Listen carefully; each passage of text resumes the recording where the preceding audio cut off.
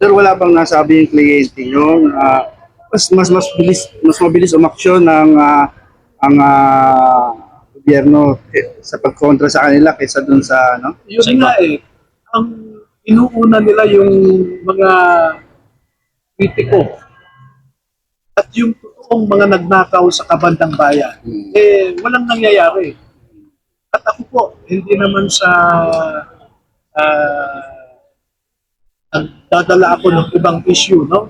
Pero nung PDAP scam days, alam na natin ang sistema ng mga nagnanakaw sa bayan. Pati yung nangyayari ngayon, parehong-pareho yan. Walang pagkaiba noon sa PDAP. Pero hindi na correct, hindi na babago yung sistema. Baguhin sana.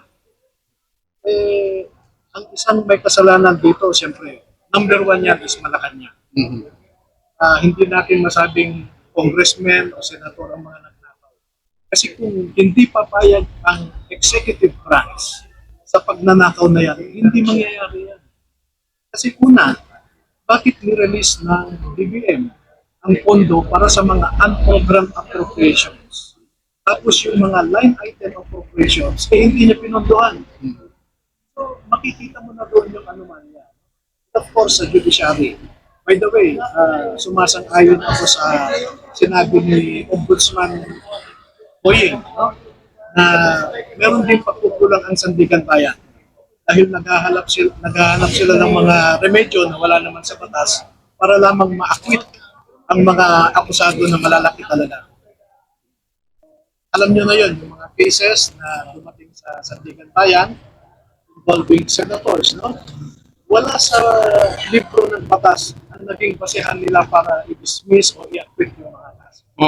Kailangan tumilos ang taong bayan para tumigil na ang korupsyon. No?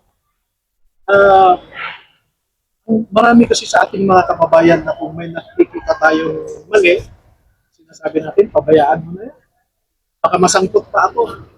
Pero obligasyon nating mga mamamayan na ituwid ang ating gobyerno. Tayo ang magsasuffer nito kung hindi natin gagawin ang dapat gawin. No? At katulad ni General Potis, na nananawagan ng isang serious na investigation. Pero siya pa ang kinasuhan. Pero makita nyo, Blue Ribbon Committee ng Senate, tumigil ang investigation. Yung ICI, alam naman natin sa umpisa, walang basehan ang pag-create ng ICI. Pero tinuloy pa rin.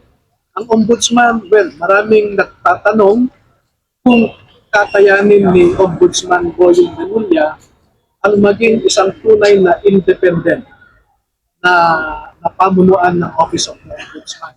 Dahil hindi natin may pagkaila na pumasok siya sa DOJ dahil sa mga Marcos. Na-appoint siya sa Ombudsman's Office dahil sa mga Marcos. Pero ang hinala ng taong bayan ay si President Marcos ang punot dulo ng anomalya na ito. Yung the mess in our financial system, the greatest raid in our national treasury, alam yan ni President.